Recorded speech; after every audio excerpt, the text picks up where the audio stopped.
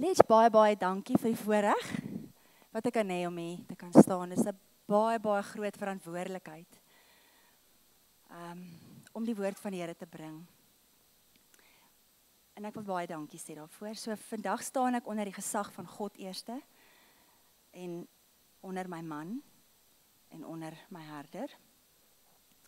En ek weet dat ek het vanoggend toe ek bid, toe ek gaan kniel, toe sê ek, Here,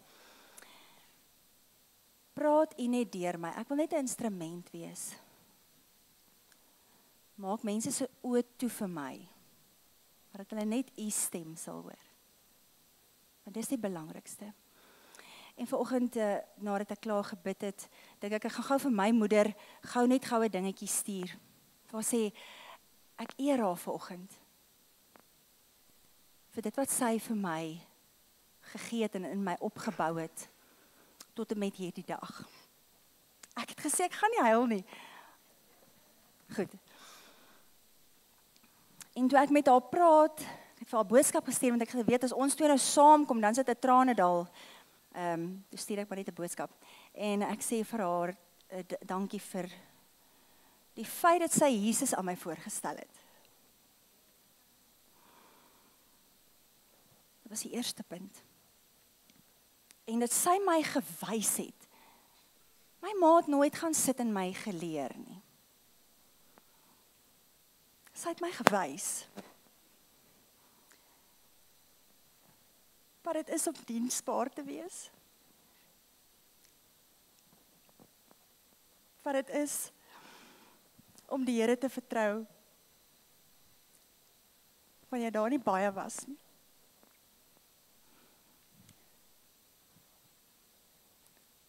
Om 'n God te vrees. En ek is haar so ewig dankbaar, want dit wat ek gesien het, sy het baie min eintlik met my gepraat oor die woord, of ons het saam gebid, maar sy het ook nie veel kennis gehad nie. So, sy het haar woord gelees, en dit wat sy van die woord geweet het, is sy my geleer.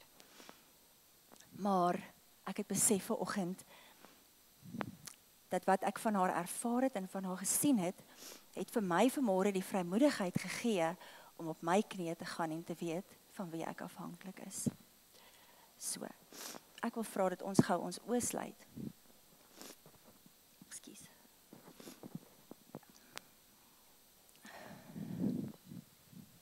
Dankie.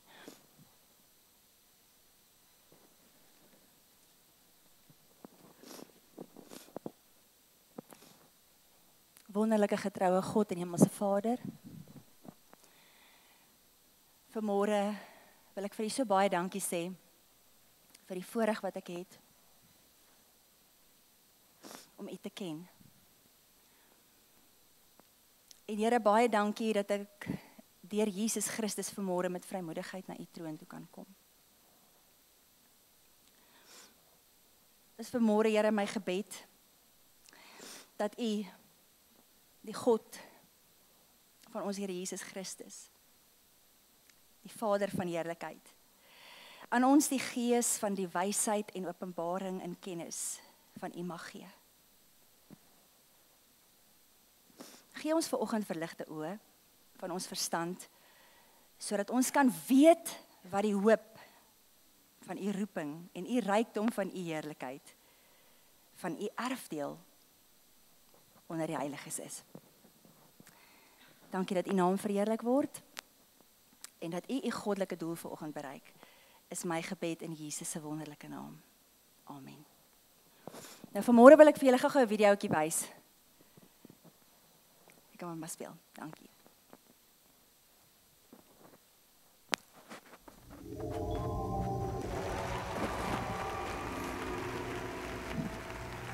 It started to happen gradually. I would walk into a room and say something, and no one would notice. I would say, "Turn the TV down, please," and nothing would happen. So I would get louder. "Turn the TV down, please." Finally, I would have to go over and turn the TV down myself. And then I started to notice it elsewhere. My husband and I had been at a party for about 3 hours, and I was ready to go. I looked over, and he was talking to a friend from work, and I walked over, and he kept right on talking. He didn't even turn toward me. That's when I started to put it together. He can't see me. I'm invisible. I'm invisible.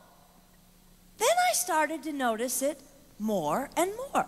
I would walk my son to school, and his teacher would say, "Jake, who's that with you?" And my son would say, "Nobody." Granted, he's just 5, but nobody? One night, a group of us gathered, and we were celebrating the return of a friend from England. Janice had just taken this fabulous trip, and she was going on and on about the hotels she stayed in. And I was sitting there looking around at the other women at the table. I'd put my makeup on in the car on the way there. I had on an old dress because it was the only thing clean, and I had my unwashed hair pulled up in a banana clip, and I was feeling pretty darn pathetic. And then Janice turned to me, and she said, "I brought you this." It was a book on the great cathedrals of Europe. I didn't understand. And then I read her inscription. She wrote, "With admiration for the greatness of what you are building when no one sees." You can't name the names of the people who built the great cathedrals. Over and over again, looking at these mammoth works, you scan down to find the names, and it says, "Builder, unknown, unknown, unknown." They completed things not knowing that anyone would notice. There's a story about one of the builders who was carving a tiny bird inside a beam that would be covered over by a roof. And someone came up to him and said, "Why are you spending so much time on something no one will ever see?" And it's reported that the builder replied, "Because God sees." They trusted that God saw everything. They gave their whole lives for a work, a mammoth work they would never see finished. They showed up day after day. Some of these cathedrals took over 100 years to build. That was more than one working man's lifetime. Day after day. And they made personal sacrifices for no credit. Showing up at a job they would never see finished, for a building their name would never be on. One writer even goes so far as to say no great cathedrals will ever be built again because so few people are willing to sacrifice to that degree. I closed the book, and it was as if I heard God say, "I see you. You are not invisible to me. No sacrifice is too small for me to notice. I see every cupcake baked, every sequin sewn on, and I smile over everyone. I see every tear of disappointment when things don't go the way you want them to go. But remember, you are building a great cathedral. It will not be finished in your lifetime, and sadly, you will never get to live there. But if you build it well, I will." At times, my invisibility has felt like an affliction to me. But it is not a disease that is erasing my life. It is the cure for the disease of self-centeredness. It is the antidote to my own pride. It's okay that they don't see. It's okay that they don't know. I don't want my son to tell the friend he's bringing home from college, "You're not going to believe what my mom does. She gets up at 4 in the morning and she bakes pies and hand bakes a turkey and she presses all the linens." Even if I do all those things, I don't want him to say that. I want him to want to come home. And secondly, I want him to say to his friend, "You're going to love it there." It's okay that they don't see. We don't work for them. We work for him. We sacrifice for him. They will never see, not if we do it right, not if we do it well. Let's pray that our work will stand as a monument to an even greater God. So die profeet Malagi het vir ons eintlik kom sê, waarom het ons kinders? Malagi 2 vers 15 sê, het die Here dan nie man en vrou een gemaak nie? Een in liggaam en gees. Hoekom het hy hulle een gemaak? Omdat God wou hê dat daar 'n goddelike nageslag moet wees. Mens lei af in die woord van die Here, soos wat jy deur die woord lees. Dan kom jy agter daar's baie mammas, en ek wil vandag sê die mammas wat nie kinders het nie. Onthou hierdie is nie net vir fisiese kinders nie, dis ook vir geestelike kinders.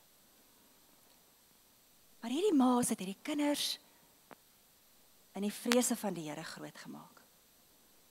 En heel aan die begin het God die reël ingesit in Deuteronomium 11:18 en hy het gesê, koester hierdie woorde van my met hart en siel, bind dit as 'n teken om julle hande en laat dit versierings op julle voorkoppe wees, dis maar soos die Jode nou maar gemaak het.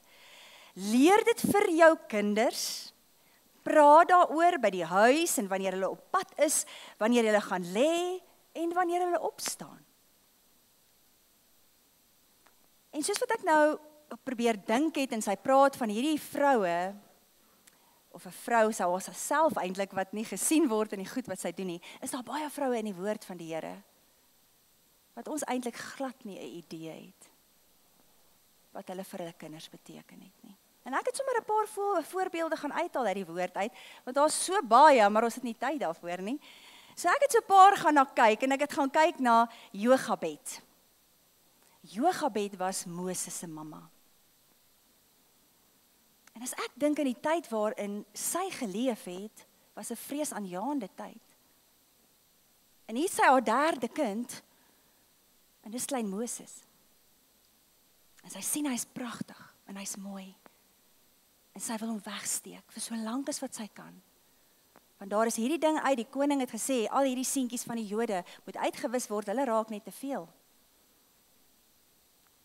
En dit word nie aangeteken in die woord nie. Dit sê nie pertinent dat Jogabed het gebid vir Moses nie. Maar as 'n Joodse vrou, wat God gevrees het, moes sy gebid het vir haar kind.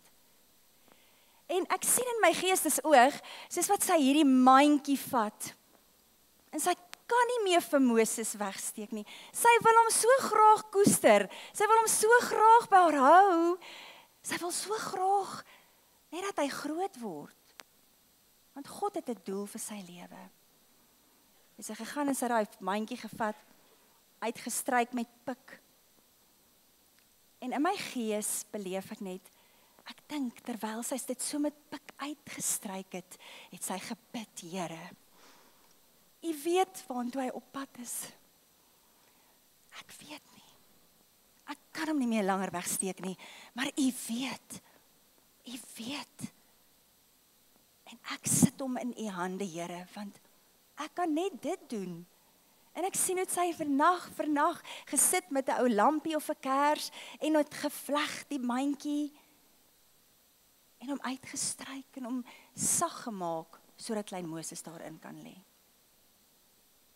En ons almal ken die verhale. Miriam, Aaron, Moses. En ek het al baie keer gewonder as ek so aan Jogabed dink, en wonder ek wonder jy lees nooit weer van haar nie. Sy het seker aangehou bid vir haar kinders, vir Miriam en vir Moses en vir Aaron. In haar binnekamer, op haar knieë, was sy besig om te bid. En ek wonder ooit of sy geweet het wat 'n fenominale werk het haar kinders gedoen. Want Aaron was die eerste hoëpriester wat deur God aangestel was. Hy was die heel eerste. Miriam was 'n profetes. Sy was ook 'n vroedvrou. Sy was 'n fenominale vrou. Sy het gehelp waar sy kan. En sy het gesing, sy was 'n musikant. Ek het een van haar liedjies gesing. En sy het 'n tamboerijn gevat. En dan sy die vroue gelei in aanbidding. En dan wonder ek ooit, Jogabed, jy geweet dat Moses was die leier van Israel? Hy het God se volk uitgelei. Hy het direk met God gepraat. Het jy dit ooit geweet? Ek kyk na Hanna, Samuel se mamma. En Hanna was onvrugbaar. En sy het baie ure op haar knieë spandeer. Want sy wou so graag 'n kindjie hê. En keer op keer het sy vir die Here gevra. En tot op 'n dag, toe gee die Here vir haar 'n seentjie, Samuel. En sy sê, Here, omdat U hom vir my gegee het, sal ek hom vir U teruggee.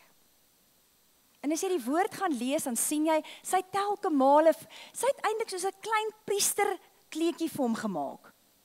Ek wonder of hy al die ou goedjies aangehad het wat hy moes aangehad het. Maar nou sien ek ou klein Samuel staan na, en dan sê sy, kom my kind, dat ek jou ou jassietjie aantrek tot volgende jaar weer. Dat jy net weer meet. Maar ek dink, Hanna, het dag in en dag uit opgedaag, waar niemand gesien het nie. En sy het vir klein Samuel gebid. Sy was nie 'n priester nie. Sy was nie hoog aangeskrewe nie. Sy was nie, nee. In haar binnekamer het sy ingetree vir haar kind. Al was sy in die tempel, al het hy selfs onder die ark geslaap, dink ek het Hanna nog steeds gebid. Opgedaag en gebou aan dit wat niemand sien nie. En die woord van die Here sê in 1 Samuel 3:19, Samuel het groot geword en die Here was met hom. Alles wat hy gesê het waar geword. Almal in Israel oor die hele land het geweet dat Samuel as 'n profeet van die Here betroubaar was. En dan sal ek graag met Hanna wou praat en sê, Hanna, het jy geweet dat jou kind het Dawid gesalf om koning te word? Het jy geweet waarheen het God hom gevat nadat jy hom teruggegee het aan die Here? Ek gaan kyk na Dawid se ma, en weet julle wat? Dawid se ma word nie eens genoem nie. Sy is een van daai bouers wat staan, bouer onbekend. Nitswit. En Nitswit lees jy net in die geskiedkundige boeke van Israel. Daar is sekere persepsies oor haar en hoekom en waarom en al hierdie dinge, maar jy besef dat daar is 'n skrif in Psalm 86 vers 16, wat Dawid ietsie eintlik noem van sy ma, en hy weet dat sy ma is die dienares van God. So hy moes geweet het, sy die Here gedien. Sy moes gebid het.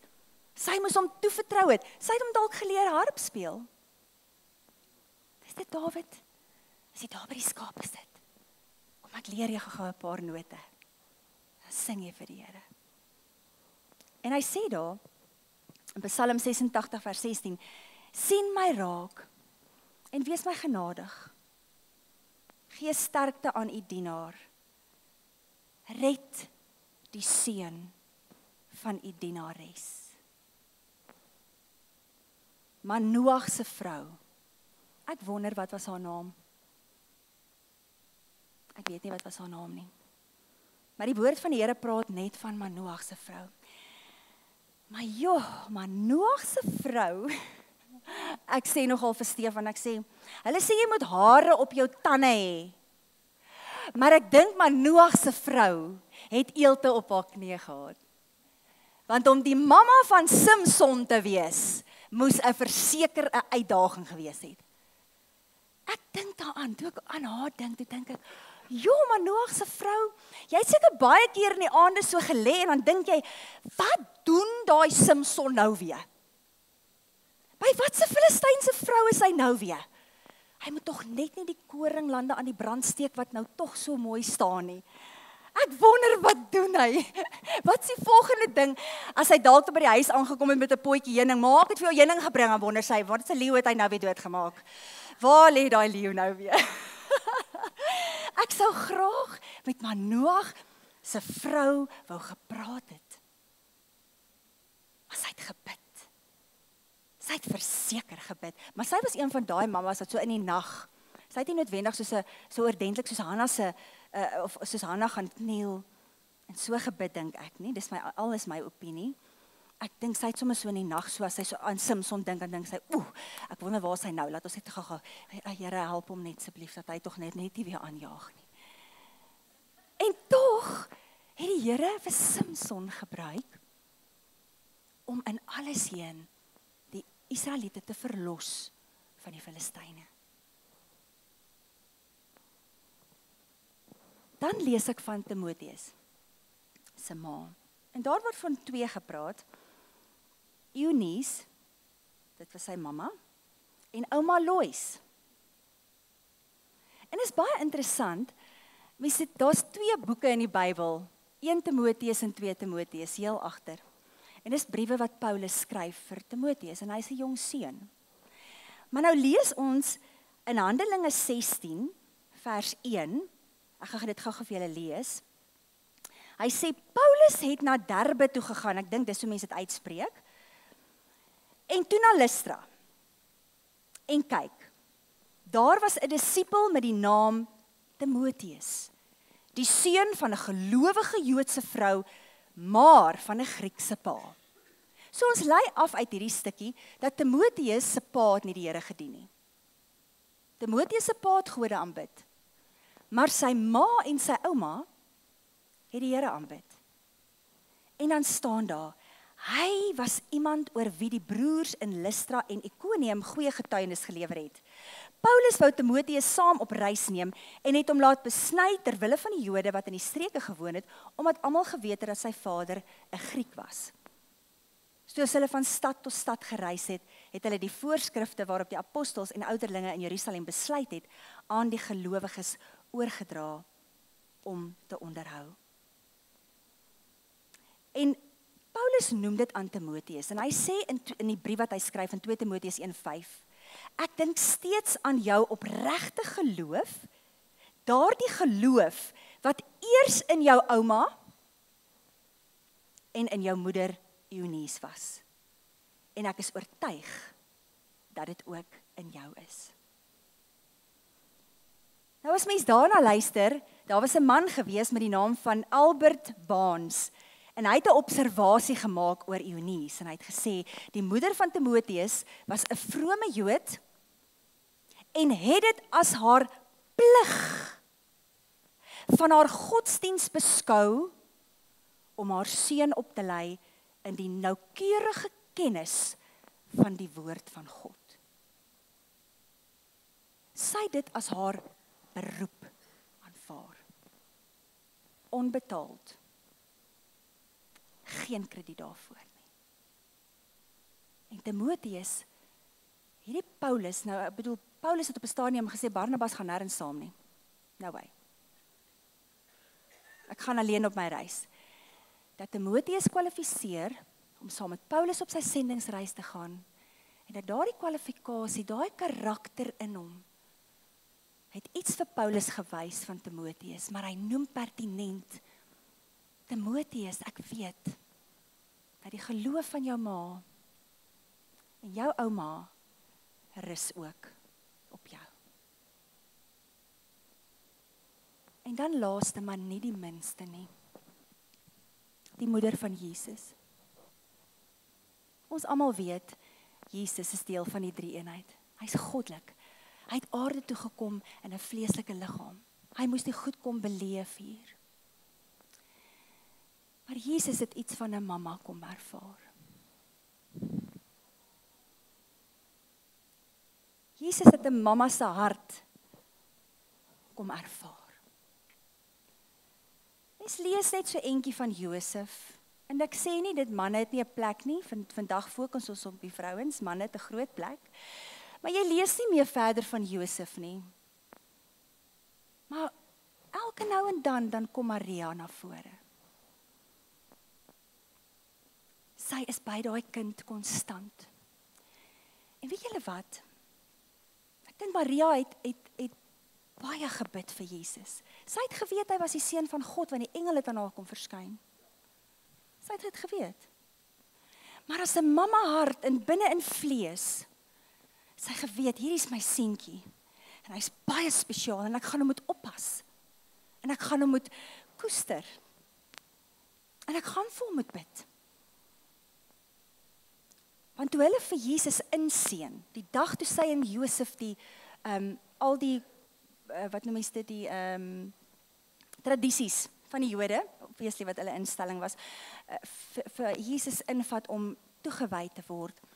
Sê die woord in Lukas 2:27, hy sê, daardie dag, toe Maria en Josef Jesus vat om toegewy te word, het die Gees, dit was my baie interessant hierdie, het die Gees aan Simeon, daai hom is Simeon, na die tempel toe gelei. So Simeon was nie in die tempel nie, hy was nie 'n fariseer of hy was nie 'n hoofpriester nie. Die Gees het hom soontoe gelei. Hy was 'n ou man. En toe Maria en Josef opdaag om die kindjie Jesus aan die Here God toe te wy, soos wat die wet vereis, was Simeon al daar. Daar was nie 'n WhatsApp om te sê, okay, Jesus is nou op pad, Simeon, jy moet nou gou maak by die tempel. Nee, die Heilige Gees was daar. En die Gees lei vir Simeon tempel toe. En toe hulle inkom, toe Simeon daar. En hulle ontmoet mekaar. En Simeon het vir Jesus sy hande op hom gelê en hy het hom geseën en hy draai na Maria toe. Josef en Maria staan voor Simeon, maar Simeon draai na Maria toe. En hy sê vir haar, hierdie kind sal deur baie in Israel verwerp word, tot hulle eie nadeel. Maar hy sal die grootste vreugde wees vir ander. So sal die diepste gedagtes van baie harte bekend word. En ek dink hy het so 'n bietjie gestop, as ek moet dink. Ek het baie gedink.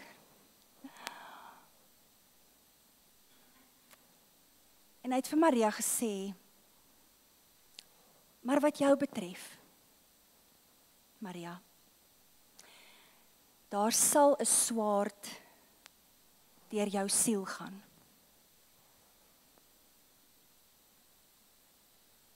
En ek het dit gelees en ek het gedink, ja, swaard deur jou siel, ander vertalings sê deur jou hart, maar jou siel is jou emosie, is jou denke, en dis jou wil. En Maria het nie werklik geweet wat hy bedoel het nie. Maar die woord sê in Lukas 2:51, hy sê, sy ma het al hierdie dinge diep in haar hart bewaar. Ons as mamas, baie keer dinge wat ons weet, baie keer goed wat ons oor bid, dan word dit diep in ons hart bewaar. En die Here het beloftes oor ons kinders, wat ons diep in ons harte moet bewaar. Want dit was nie vir daai oomblik nie. Jesus het 33 jaar oud geword, voordat daai swaard deur Maria se hart is. Maar om te dink, elke keer wat sy op haar knie gegaan het, het sy geweet, Here, ek weet nie wat daai swaard is nie, maar ek wil net bid, as dit gebeur, gee my krag, gee my wysheid, ontferm U oor my, Here. wees met my kind, Here. En ek dink dis hoekom sy so heeltyd by hom was. Toe hulle opgaan met Golgotha, sy was heeltyd daar. Sy was heeltyd daar. Almal het gevlug. Almal het Jesus gelos. Almal het net verdwyn, verloon, verraai, maar die mamma met die geheim in haar hart het gebly. 'n Ma se hart. Die Here het ons iets kom gee om daar te wees. Dit is baie interessant partykeer vir my as ek in 'n hof kyk of daar is een of ander uitspraak of iets. Dan sit daar baie keer 'n klein figuurtjie. Want almal daai kind verlaat. En dan is haar ma. Wat nog steeds glo, al sien sy al die feite. Want God het iets spesiaal in 'n mamma en in 'n ouma se hart kom sit vir daai kind. Om nie hoop te verloor nie. Om nie op te hou bid wanneer die wêreld opgegee het nie. Die Here het iets in 'n ma se hart kom sit om te sê, keep on going, want daar moet 'n goddelike nageslag kom. Jy kan nie ophou nie. Jy kan nie moed verloor saam met die wêreld nie. Jy moet aanhou vertrou. Daar's 'n interessante skrif wat Paulus vir Timoteus gee in Timoteus 2:15. Hy sê vroue sal gered word deur hulle rol as moeders te aanvaar. En hierdie geloof is nie wat Jesus vir ons kom gee het nie. Daai geloof is 'n vaste geloof vir my redding, nê.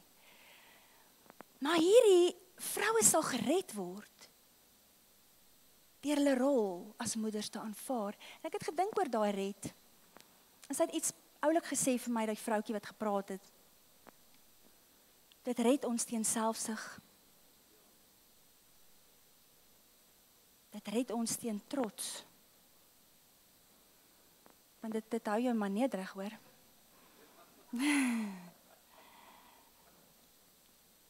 Nes jy dink jy het nou alles mooi bymekaar, dan val die hele appelkar om. En die wiele kom so 5 af. En dan rou dit jou weer nederig. So daar's dinge wat jy van gered word. So vroue sal gered word deur hulle rol as moeders te aanvaar, deur volharding te leef. Hoe moet ons leef? In geloof? Ons kan nie hierdie dinge doen sonder geloof nie. Ons kan nie dit doen sonder liefde nie. Want is daai liefde wat bedek en wat toemaak en wat glo en vertrou en toewyding aan God en beskeidenheid. Om 'n kind groot te maak in die vrese van die Here, het jy werklik daai dinge nodig.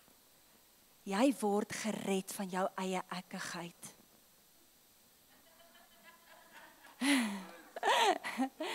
Jy word gered van jou eie vleeslikheid. As 'n ma, want ouerskap leer jou daai goed.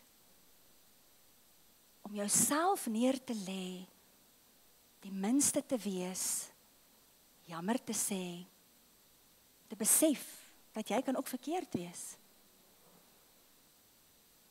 Proverbs 14:26 in die Passion Translation sê, confidence and strength flood the hearts of the lovers of God who live in awe of Him, and their devotion provides their children with a place of shelter and security. Spreuke 14:26 sê in die NLV, hy sê, hy, en ek wil in hakies sit, sy, wat ontzag het vir die Here, geniet sekuriteit. Sy, vir haar kinders, vind vastigheid by hom. Ek wil vir julle nog 'n vertaling lees in Spreuke, die 2020 vertaling. Hy sê, in ontzag, respek en vrees vir die Here, lê daar sterk vertroue. En vir so iemand se kinders bied dit 'n skuilplek. God word genoem El Roi, die God wat sien. En dit was so mooi vir my toe sy sê, jy doen al hierdie goed. En is nie betalend nie. En niemand sê vir jou, well done nie, en jy doen en jy gaan. Maar daar's 'n God wat sien. Daar's 'n God wat elke mamma, elke ouma, elke begeerte raak sien. Hy sê in Jesaja 40 vers 11, is my so mooi. Hy versorg sy kudde soos 'n herder. Die lammers maak hy bymekaar in sy arms en hy dra hulle teen sy bors. Skaap ooe met lammertjies versorg hy. Jesaja 46:3b sê, ek het voor geboorte vir julle gesorg en julle kleintyd vasgehou. Ek sal julle God wees deur julle hele lewe. Tot julle stokoud is, sal ek julle dra. Ek het julle gemaak en ek sal vir julle sorg. En ek sal julle ondersteun en julle red. Ek wil gou vir julle ietsie vertel. Toe my eersteling gebore is, Christian, hy het koliek gehad. So hy het baie gehuil. Kan jy dit nog onthou, seun? En die een nag, toe sit ek so, ek kan nie eens onthou nie, dit was soos 2 of 3 in die oggend, en jy kan nie beweeg as hy slaap, kan hy nie move nie, hy moet net so sit, dat hy net slaap. En ek het baie keer, sit ek sommer met my Bybel so, dan sit hy hier, en dan sit ek my Bybel so, en daai een nag, toe sê die Here vir my, begin 'n gebedsjoernaal. Ek het die skrif gelees in Josua 3, vers 4 tot 6 en 7, waar die Here vir Josua sê, hy moet 'n gedenkteken bou.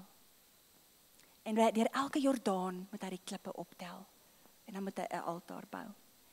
En die woord sê daar, hy sê, ons sal daarmee 'n gedenkteken bou, en julle kinders sal julle in die toekoms vra, waaraan herinner hierdie klippe julle?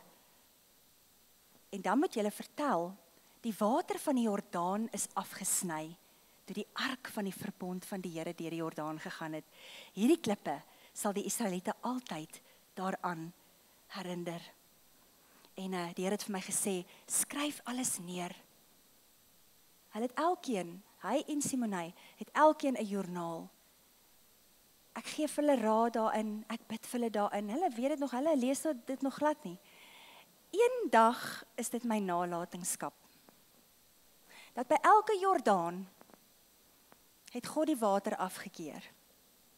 En dan het ek 'n klip uitgehaal en my getuienis neergeskryf, wat God daar gedoen het.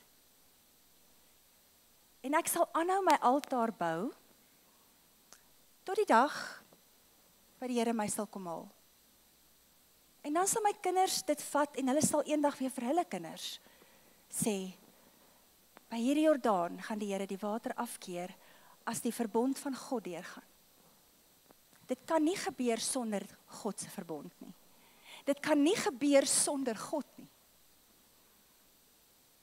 En dan sal hulle weet, daar sal 'n dag kom, wat hulle ook voor daai Jordaan gaan staan, en dat hulle sal weet, my ma het 'n klip neergelê.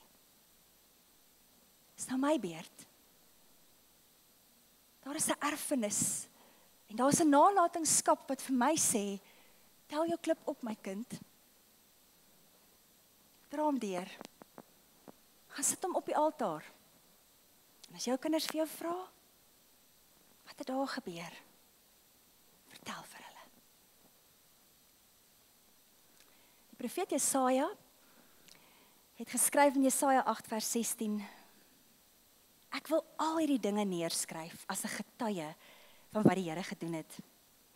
Ek wil dit aan my nakomelinge vertel en dit toevertrou. Ek wil wag op die Here, want hy sal ons help, alhoewel hy weggedraai het van die mense van Israel, my enigste hoop is op hom. Ek en die kinders wat die Here aan my gegee het, hier is ons vanweë die Here van die leerskare, wat op die berg Sion woon.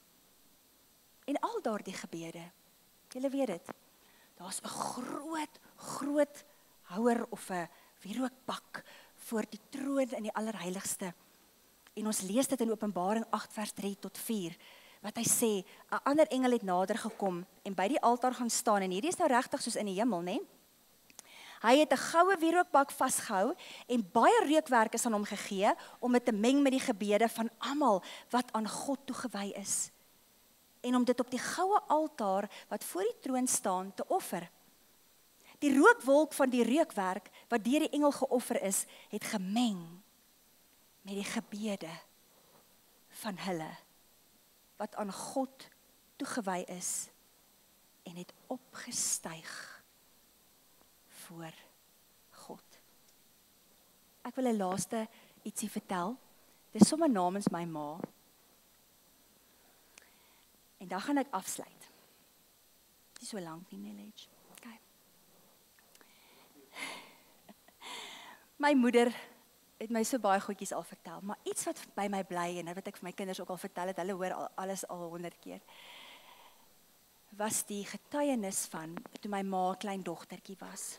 Sy sê, sy dink sy was so laerskool, miskien so standaard 3, in ons tyd, standaard 3, wat is dit, graad 5, min of meer. En sy sê, hulle het gewoonlik huisbidure gehad. En met hierdie een huisbiduur, is al die mense by mekaar en hulle bid, en hulle het altyd, ek dink ons moet teruggaan na daai gewoonte toe, het hulle op hulle knieë gegaan, en dan het hulle nou saam gebid. My ma sê, en soos kindertjies nou maar is maar bietjie vervelig, en hulle lê daar, en sy lê saam met 2 ander maatjies, en sy druk hulle voete onder die klavier in, dan speel hulle nou, en rol nou rond, terwyl die ou mense nou bid. My ma sê, en ewe skielik, toe voel sy net 'n verskriklike brandgevoel op haar voet. En met die, toe spring sy uit, en sy skree, en toe sy skree, toe seil die swart rinkels onder die klavier uit. En hy byt haar op haar groot toon. En my ma sê, in die skok wat sy het, spring sy op en sy hardloop en haar het 'n babietjie op 'n bed gelê in 'n kamer, terwyl die mense nou besig was om die Here te aanbid, en sy hardloop en sy slaan haar armpies om daai kind, van so 'n aard, dat hulle moes sukkel om haar los te kry. Sy sê, soos probeer hulle dokter in die hande kry, maar daar's nie 'n dokter beskikbaar nie, en die een oom van my ma, vat 'n lemmetjie en hy probeer die gif uitsuig. Hulle het die slang toe doodgemaak en hom verbrand. En hulle kry niemand in die hande nie. Sy sê, en hulle maak toe 'n kring om haar en hulle begin vir haar bid. Later van tyd is almal huis toe. My ma sê, en dit was hier in die oggendure, toe kry my ouma nou weer, klein oumaatjie, kry sy toe 'n dokter iewers uit, want toe begin my ma agteroor trek en haar hele beentjie word swart tot by haar knie. Sy sê die hele been het begin swart word. En soos wat sy op daai bed lê, kom die dokter en hy sê vir my ouma, klein oumaatjie, jy moet jou kind groet vanaand, want sy gaan dit nie lank maak nie. En my ma het gesê, sy het reg agteroor getrek, dat haar kop amper aan haar boude so geraak het, van die gif wat haar liggaam, wat het begin opgaan het. Sy sê, in daardie spesifieke nag, toe staan my klein ouma by my ma, en sy sit haar hande oor haar. En daar's 'n erfenis in haar. Daar's 'n geloof en 'n liefde in daai vrou se hart. En sy begin bid vir my ma. Sy sê, Here, ek roep U aan. En ek bid vanaand, dat as U hierdie kind spaar, dat sy die Here sal dien, dat sy U sal vrees, tot die dag wat U haar sal kom haal. Ek beloof dit vanaand. Help haar en red haar, Here. My ma sê, en hulle het letterlik gesien, hoe die swart sal begin sak. letterlik. My ma is die volgende dag skool toe, met 'n pleister op haar toon. En my ma sê, sy het vir almal se sondes pak gekry, haar lewe lank. Want my klein ouma het gesê, jy sal die Here dien. Daardie dag het die Here jou aangeraak. En nou nog, my moedertjie het by my kom kuier, en dan sien jy die 2 wit merkies op haar toon. Sy het 92 geword, die 30ste April. En dis die belofte van God se kinders. En vanmôre wil ek julle bemoedig, ma's en oumas, en die wat kindertjies het, en die wat, ek wil amper sê, elke vrou, elke pa, ek praat nie sommer net nou van net mamas nie. Kom ons gee 'n erfenis en 'n nalatenskap om hierdie fakkel oor te gee. Sê, kyk wat doen ons God.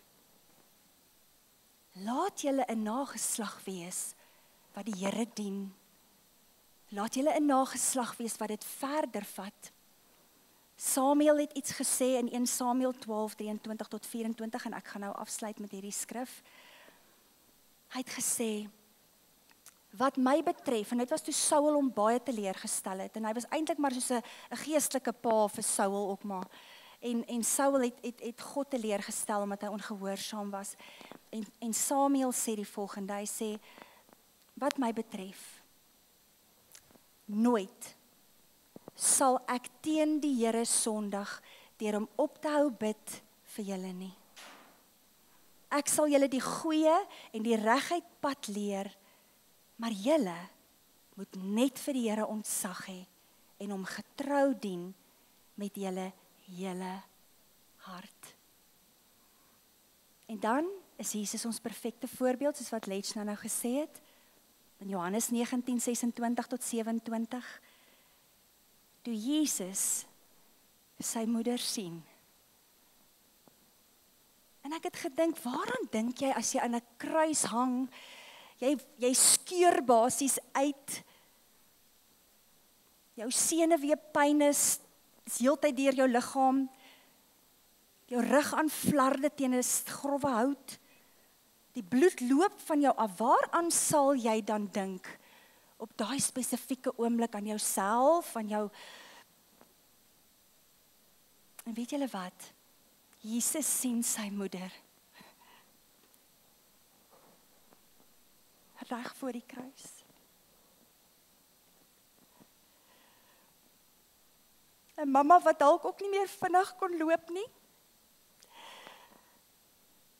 Sy het die Here gevrees. En ek dink daai dag toe sy opkyk na haar seun, toe flash dit so deur haar, al die lekker oomblikke, die intak oomblikke, die lag oomblikke, die hartseer oomblikke, die pleisterplak oomblikke. Sy onthou Simeon se woorde, Maria, daar gaan 'n swaard deur jou hart. En ek dink daar aan die voet van die kruis, het Maria harder vir Jesus gebid. Alhoewel sy geweet het, God het 'n plan. En Jesus, in sy goddelikheid, het alles rewind terug, wat sy ma gedoen het. En hy dink aan haar, in daai pynlike oomblikke, naby aan die dood. En hy kyk vir Johannes, sy geliefde disipel, en hy sê,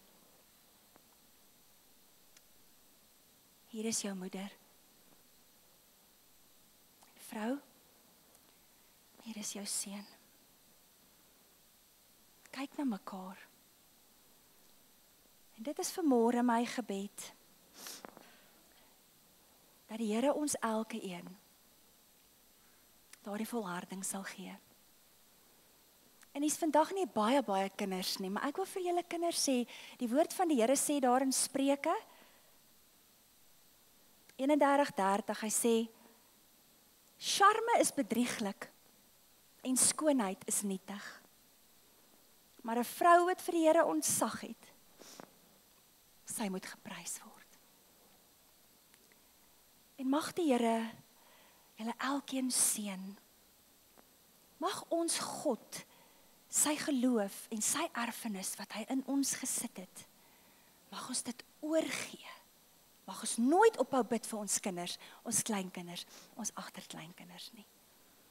En mag ons daardeur die Here se naam verheerlik, want eendag sal die beloning daarbo wees, nie op aarde nie. Ouerskap is nie lonend nie. Dit is nie betalend nie. Maar die Here sien, hy sal sorg. So geseënd is julle in die naam van die Vader, die Seun en Heilige Gees. En ek wil vra dat julle julle oë sal sluit en dan wil ek vir julle net elkeen 'n gebed doen. Vader, baie dankie vir u kosbare woord. Here, u woord is 'n skatkis vol wonderlike rykdom. En wanneer ons delf, dan sien ons, Here, u kom tot op ons vlak, daar waar dinge baie keer vir ons moeilik is en wat ons altyd nie alles verstaan nie, Here. Maar dankie vir u woord en dat ons vandag kan sien. Dis hoekom ons kinders het. Dis hoekom ons 'n nageslag het. Dis hoekom ons vir mekaar moet bid. Paulus het nie kinders gehad nie, maar hy het 'n geestesseun gehad, Timoteus. En hy het hom geleer. En hy het vir hom gebid. Hy het selfs 2 briewe in die Bybel gesit, wat ons dit kan sien. En Here, is vandag my gebed, dat u elke ouer sal seën.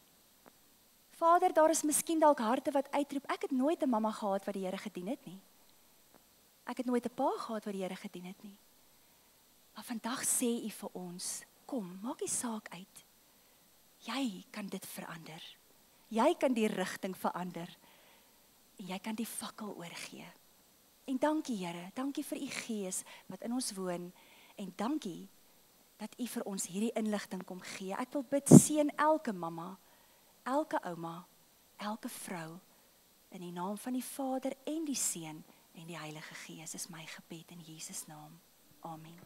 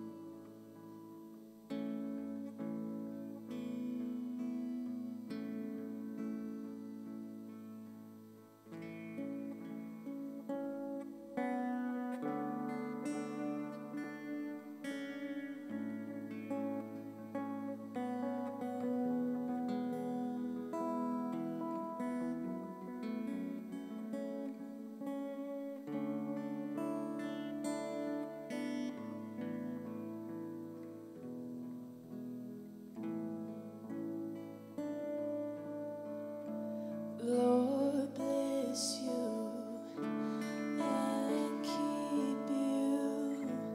Make his face shine upon you and be gracious to you.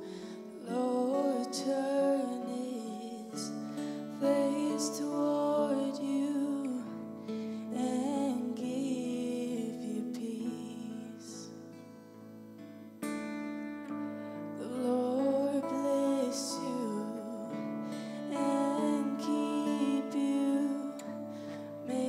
His face shine upon you and be gracious to you. The Lord turn His face toward you and give you peace.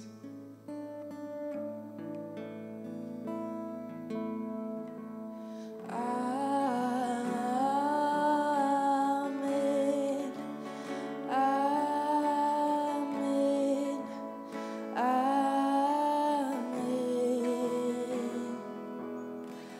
Amen.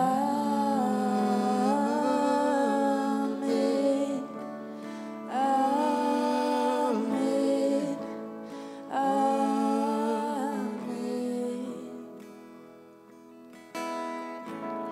Lord bless you and keep you. Make His face shine upon you. Be gracious to you.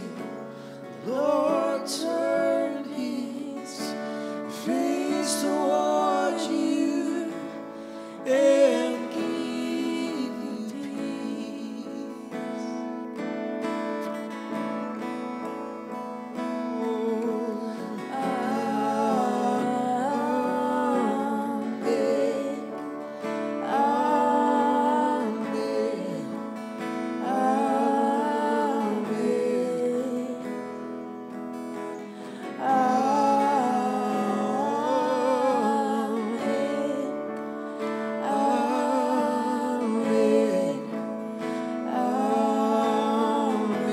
We sing amen.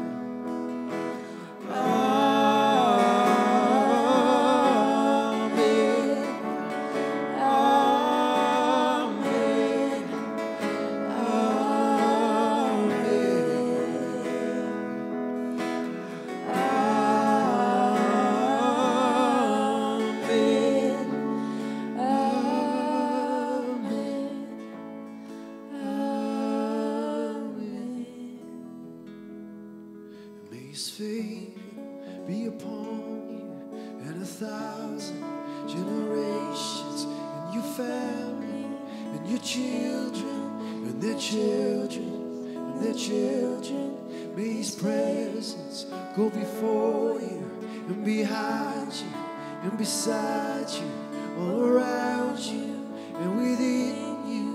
He is with you, He is with you in the morning, in the evening, in your coming, and your going, and your weeping, and rejoicing. He is for you, He is for you. May His favor be upon you in 1,000 generations, and your family, and your children, and their children, and their children. May His presence go before you, and behind you, and beside you, all around you, and within you. He is with you, He is with you in the morning, in the evening, in your coming, in your going. He is with you, He is rejoicing, He is with you, He is with you, He is with you, He is with you, He is with you, He is with you, He is with you. Oh, sing amen. Amen.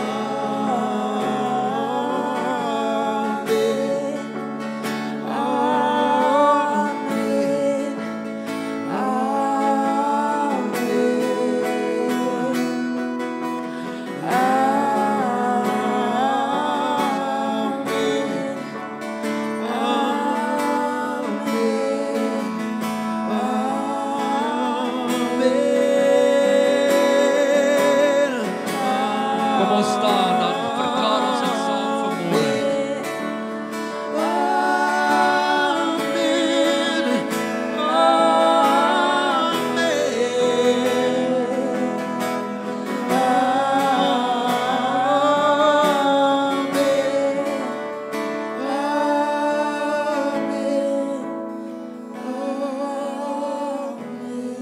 Lord bless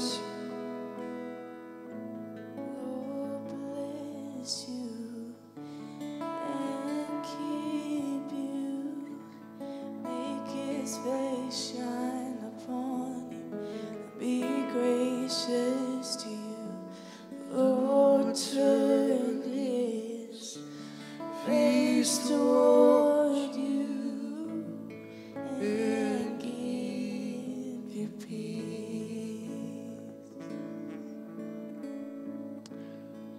Here, mag u genade, u goedheid en u guns en u vrede met ons elkeen gaan en wees in hierdie week.